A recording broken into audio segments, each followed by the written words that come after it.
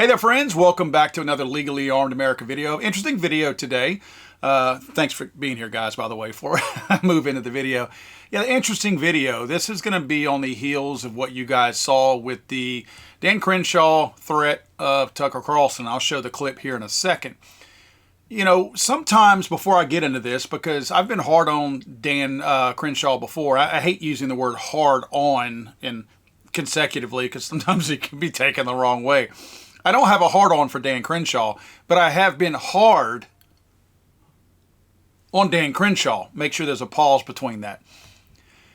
I've gotten on him about red flag gun laws before, so much so that he's blocked me on Instagram. I know they're not supposed to be able to block us, the constituents, on social media, but he has. So, I can't even find his account on social media if I go through Legally Armed Americas. So Dan doesn't like me because every time he would comment on something, I would mention to him red flag gun laws are unconstitutional, or all red flag gun laws are unconstitutional. More on that here in a second. But what I want to point out is that sometimes there's a difference of opinion in the comment section when we put videos like this out. I'm going to call people out even if they're on our side, allegedly. Allegedly. Dan is supposed to be a right-leaning person. You guys can decide on your own. Whenever we put videos out where we talk about people who are rhinos or who are in disguise as a right-leaning person, and they're truly not, and it all boils down to me, the Constitution. So if they're not supporting the Constitution wholly the way it was intended by our founding fathers, then I'm not interested in trying to compromise with them, right? The Constitution was written one way. I expect it to be administered that way. So we get comments, hey man, we need to stop fighting. We need to work together. The left wants us to do this. Some of those same people, if we don't call out the people who are traitors within our own group, will tell us, bootlicker, both sides are in, birds of a feather. You guys, you think it's only the people on the left. No, a lot of us will be very fair about it. And I'm very honest about where I stand on these issues. I am extremely leaning to the far right. I identify as a conservative well before a Republican. I think I'm too far right in many cases for most Republicans out there. Just happen to vote Republican because there's not anybody better to vote for.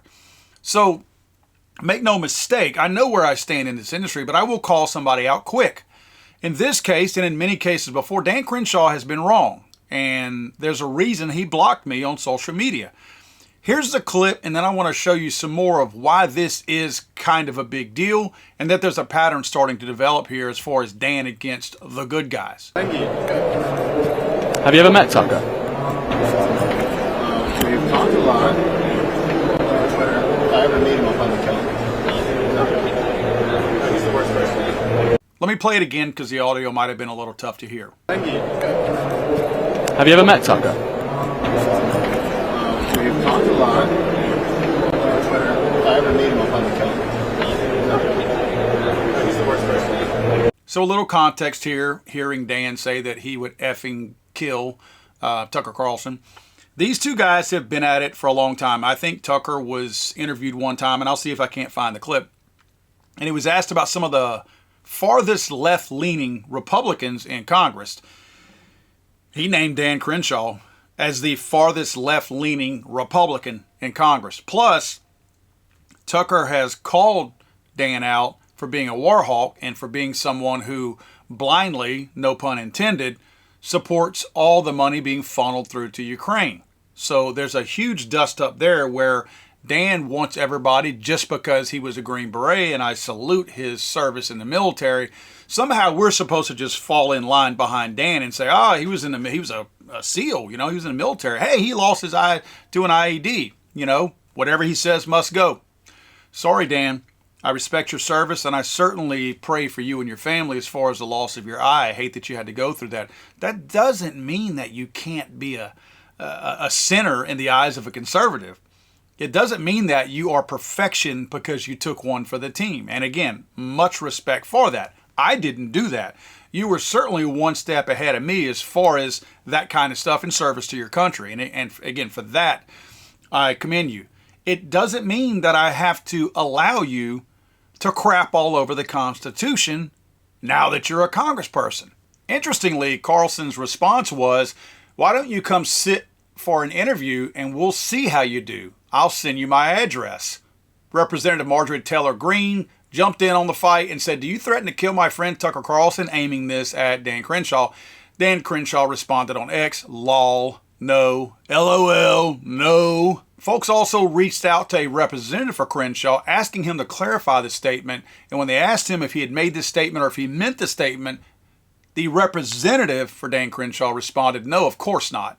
Now, this is nothing new for Crenshaw to contradict his own statements. In fact, oddly enough, Crenshaw needs to learn when cameras are rolling, you have to spin the stupid things you say a little bit different. Because people have, I don't mean this to be disparaging to him, people have 2 eyes and 2 ears. When we see and hear something, we don't need a person like Crenshaw to tell us that's not what we saw and that's not what we heard. He's on record already before saying silly stuff and then coming back and saying, that's not what I said. Even though we saw it and we heard it, just like in this case.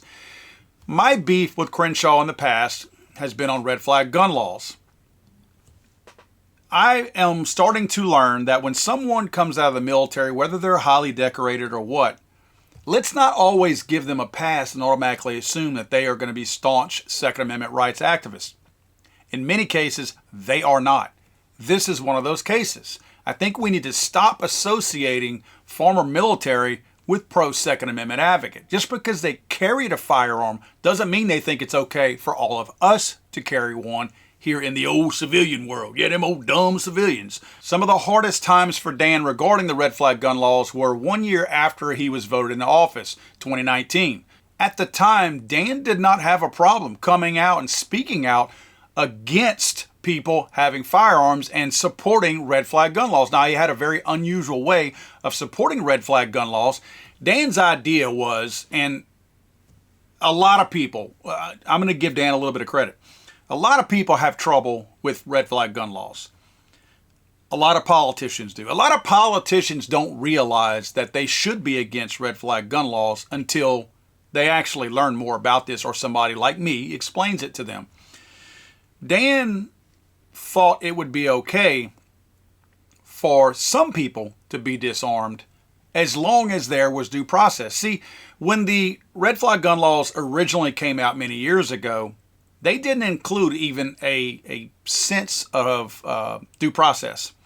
It was just if we come to the conclusion that that person is a threat to themselves or their families, they can commission the courts. The courts will issue whatever paperwork they have to, and they can go to your house without warning. You don't know they're coming.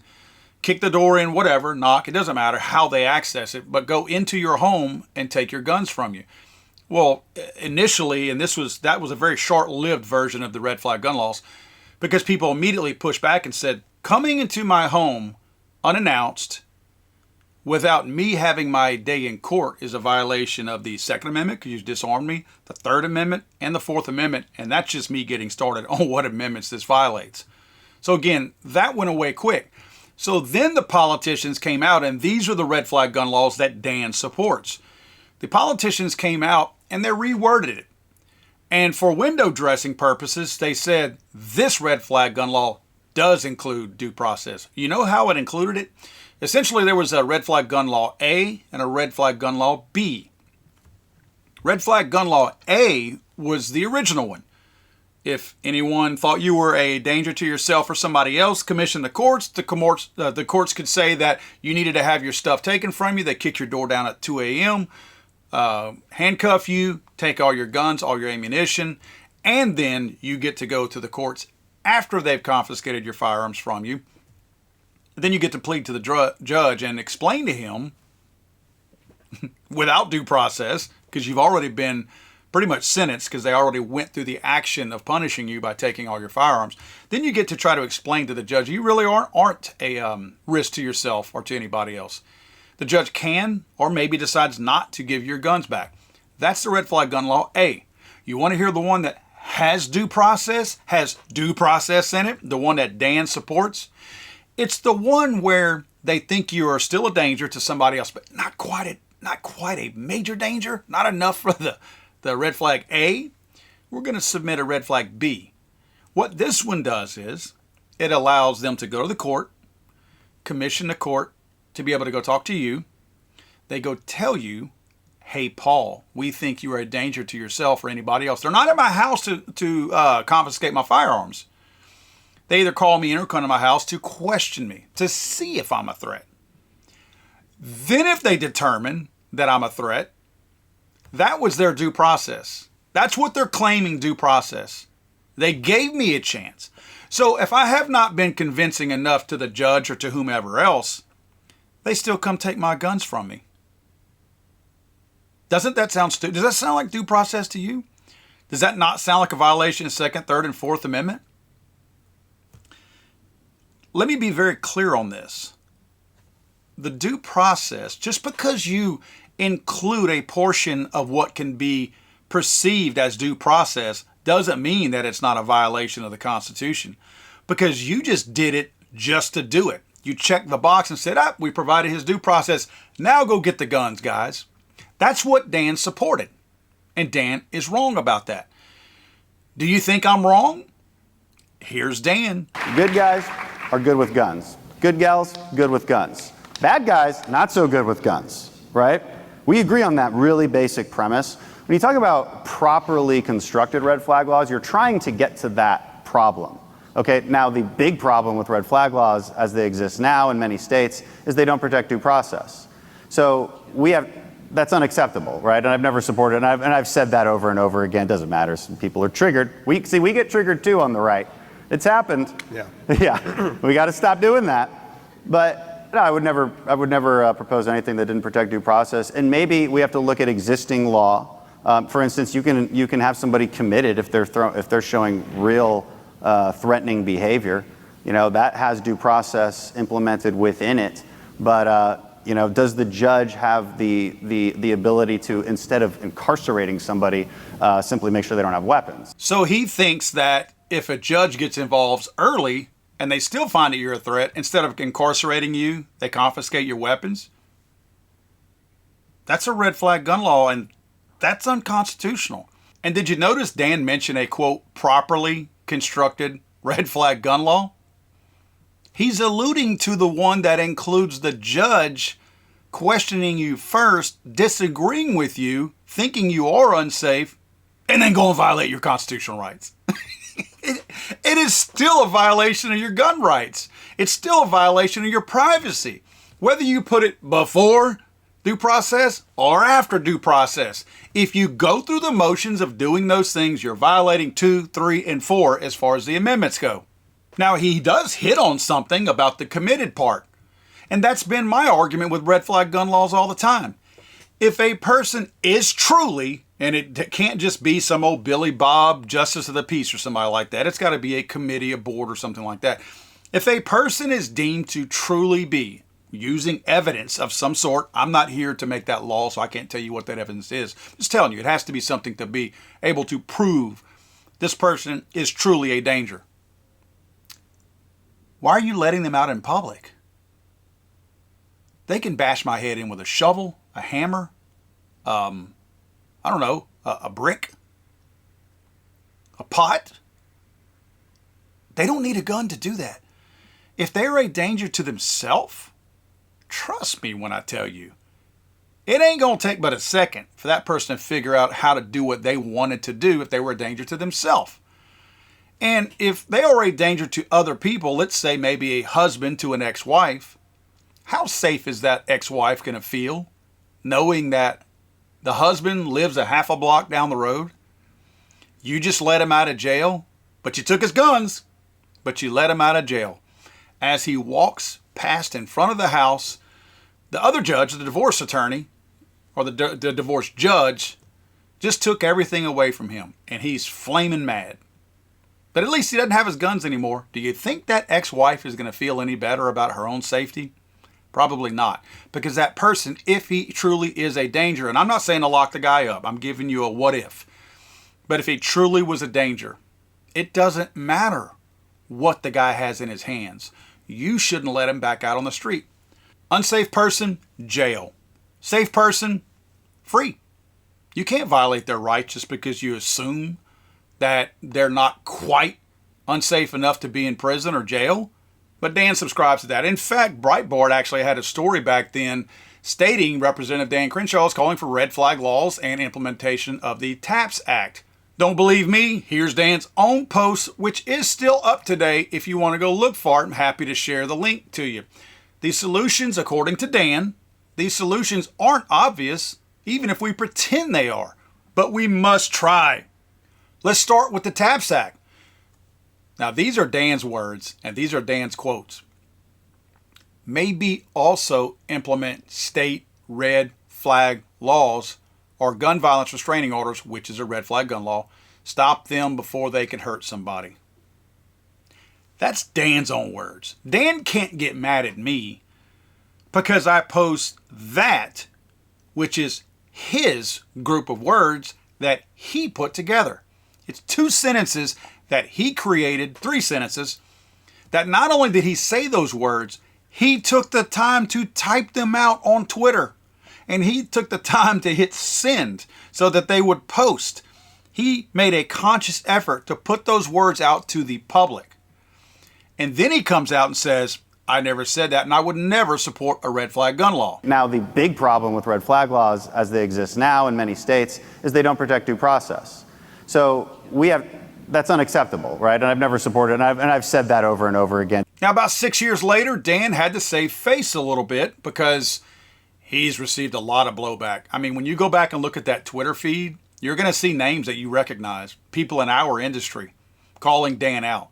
Dan has caught a lot of heat. I actually almost lost a friend, and I'm still friends with him, I think, who is in the industry, who is a friend of Dan Crenshaw.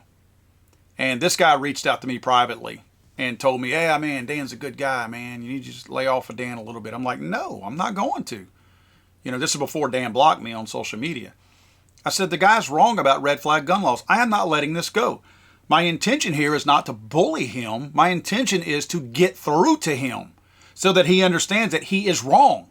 It's not a matter of opinion. Dan is wrong about red flag gun laws if he supports guns being taken away.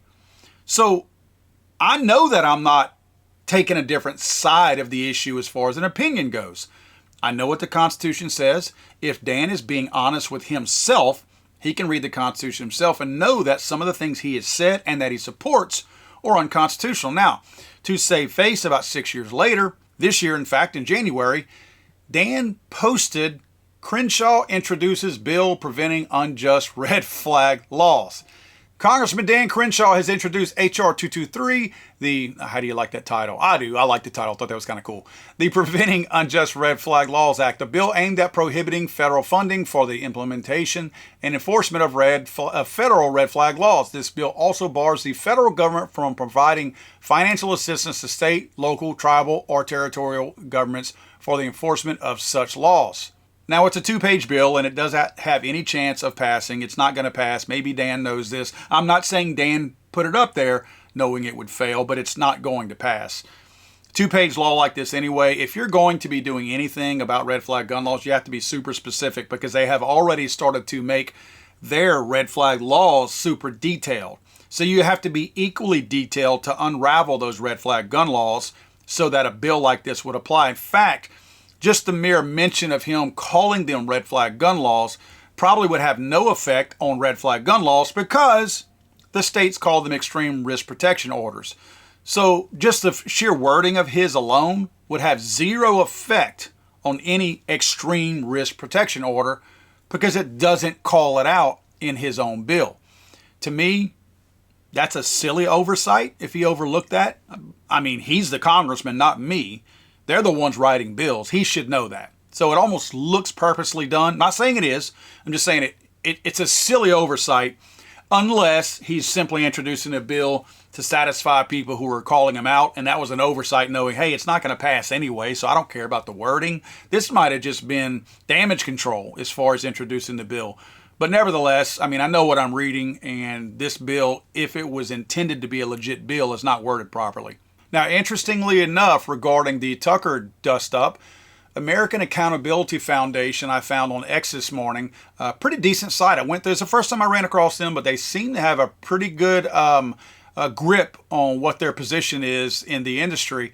They posted something regarding the Dust Up breaking. We have just filed an ethics complaint with the U.S. House of Representatives Office of Congressional Ethics against Representative Dan Crenshaw for threatening the life of journalist Tucker Carlson.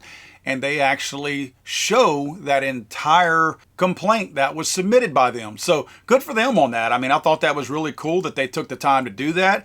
I think that sometimes we have to be very smart about how we call people out, because just by all of us being active in the comment section, Dan doesn't care. Dan's got a smugness about him. I mean, you saw it in the video talking about Carlson. He's gotten really smug over his 6 years being in office, and he doesn't feel like he's one of us anymore. I also found it a little bit odd that I saw this post earlier from a guy named Jack. I don't know who Jack Unheard is, but Jack mentioned that breaking the video of Dan Crenshaw threatening Tucker Carlson has been deleted by the original poster. That video is everywhere, so it doesn't really matter. You know what happens in cases like that, right? When the original poster takes it down, the Crenshaw camp reached out to them. Or whoever district that person is in, the Crenshaw camp contacted somebody to contact that person, or again, the Crenshaw camp somebody contacted him and said, hey man, let's call a truce. You know, something. There was a deal made somehow. But who cares? The video's everywhere. If you ever want to see it again, come back here. So Dan is on record, literally video and in print, supporting red flag gun laws. Then he said he doesn't support them. Dan is on record, literally video, saying that he was going to effing kill Tucker Carlson. Then he says he didn't say that. I think the one thing that we can take away from this whole Tucker Carlson, Dan Crenshaw thing is the satisfaction of knowing that no one is going to take Tucker Carlson out from the Crenshaw camp, because Crenshaw is not known for keeping any of his campaign promises. So this is a promise and an empty threat that I doubt he will keep, just like all of his campaign promises.